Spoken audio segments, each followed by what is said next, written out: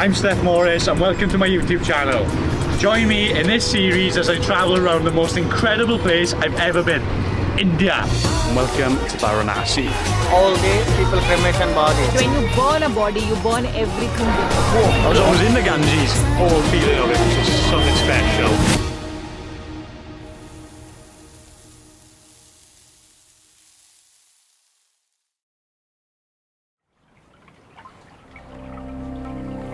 Hello and welcome to the next part of my India series.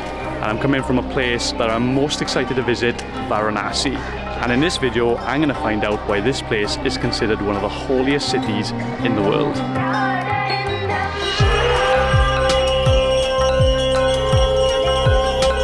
Welcome to us.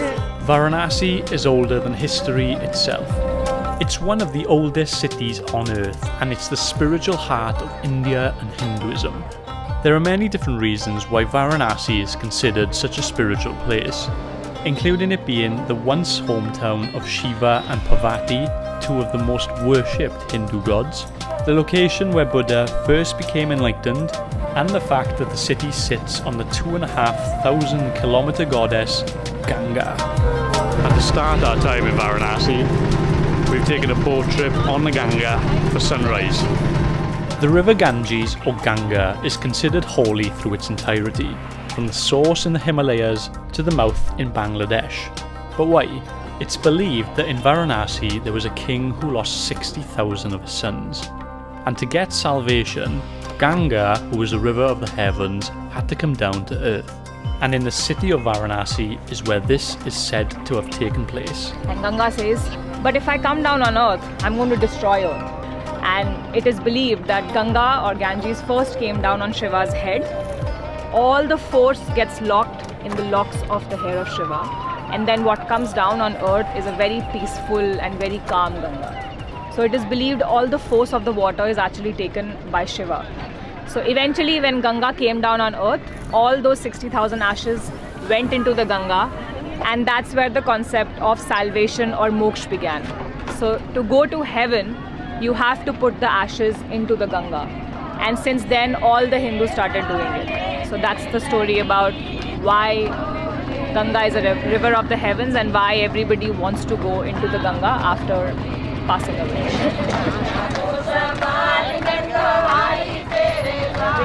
We've come off the boat to one of the ghats where we've seen people bathing in the Ganges. So because there's such a holy water, people come from all over India, all over the world just to bathe in this river. Cleansing of the sins in Varanasi. Never seen anywhere like it before. After absorbing the energy of Varanasi via the Ganges, I then wanted to get a closer look at the city by foot. And I started by walking along the famous Varanasi ghats, which are the stairs that enter the river. So after the sunrise, Where? From what country? UK? UK. UK. Have you been bathing here this morning? Taken bath. It is a holy river. We all think it as a pranam to God. All natural resources we feel they are as a God.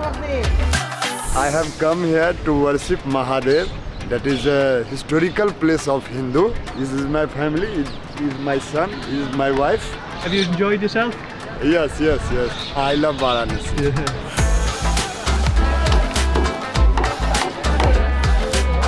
Everyone has come from far and wide just to get in the Ganges from this place, so you can see how much this river and its significance means to the people here. I mean, you can definitely feel the high energy that has brought all these people here in the first place, let alone me, a guest in it. But these ghats is where people are more bathing, whereas out of 84, 2 ghats actually do cremations, and that's where we're heading next to see some insight into what is considered the most holy place for a Hindu person to be cremated and to die.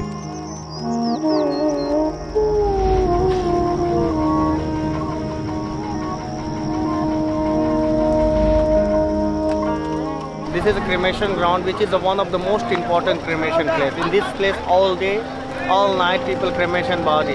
200, 300 people burn every day here.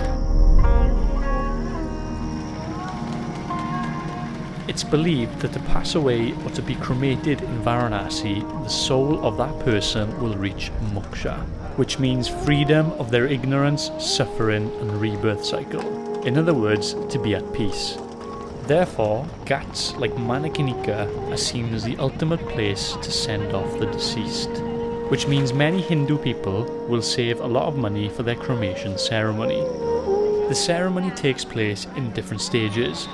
Firstly, the person is carried through Varanasi dressed in cloth and flowers to the Ganges, where the body will touch the sacred water one last time. It is then placed on sandalwood and ignited with an eternal flame, usually by the closest male relative. Sandalwood is used to mask any bad smells that the body emits. After the cremation, which can take up to 7 hours, the ashes are left at the site. These ashes are then picked up 13 days later, where they then get placed into the Ganga by their family and hopefully obtain moksha, which means despite their grief of a loved one dying, their death is seen as a positive transition for their soul to be liberated and free. Now, when you are burning people on a pyre, you are doing it in air, you are doing it on earth, space around you, and then eventually when the ashes are collected, it goes into the water. All these 5 elements, that is what we are born from and that is what we become. But when you burn a body, you burn everything with it. Once the body is gone from the face of the earth, everything is gone. All the feelings, all the attachments with it are completely gone. That was a tough thing to watch. We could see the bodies in their entirety. I did go and ask for permission to film and give a donation for the wood used for the families for the cremation. Manikarnika Ghat, that was travel insight that was not like any other I've had before.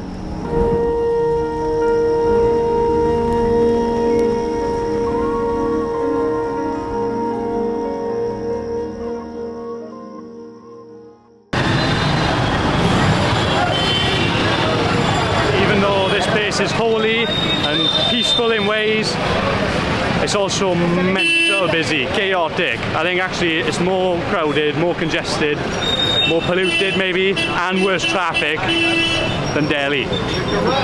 There's over 1.6 million people that live in Varanasi, and that's without the religious visitors. So there's no surprise in the crowds that can be seen anywhere in the city. These are the sort of crowds we're expecting to see. And every evening, there's one place that brings more people than anywhere else. And what better way to end our time in Varanasi than to watch the Varanasi Aarti on the River Ganga. So we saw one in Rishikesh and that was amazing, but I've heard that the Varanasi one is mind-blowing. So this should be a special night spent on the River Ganges and I cannot wait to see it. Definitely more here. Oh God. I was almost in the Ganges. Definitely more here than there was in Rishikesh. The driver is sorting it out, just trying to barge the boats in between other ones, pushing everyone. So we're in the spot for the Aarti. Our driver and our crew's done a good job, fair play. Did a good job. Must be thousands of people here. Hundreds of other boats all fighting for the best spot. The Ganga Aarti means prayers to the river Ganges, and these are done to show devotion to the holy goddess through fire and chanting.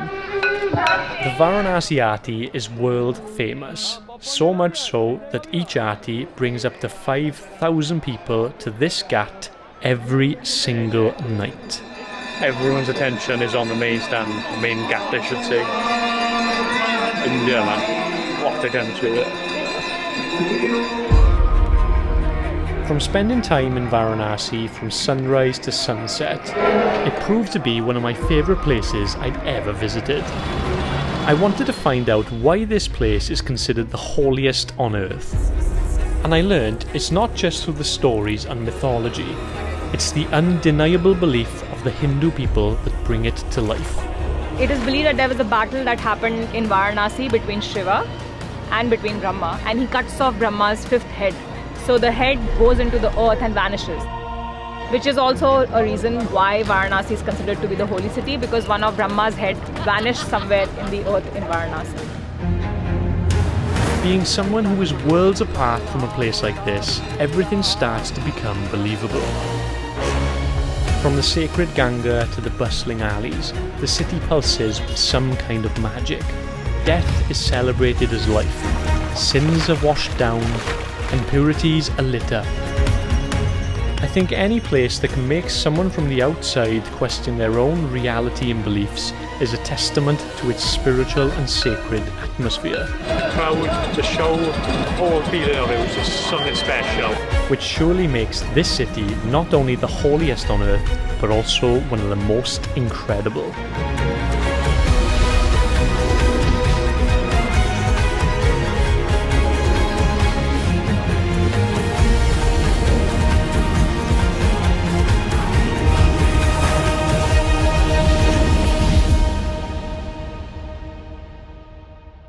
Thanks for watching this episode of my India series. Please like and comment if you enjoyed, that really helps me out. And make sure to subscribe for the next part out next Sunday. And here's a little taster.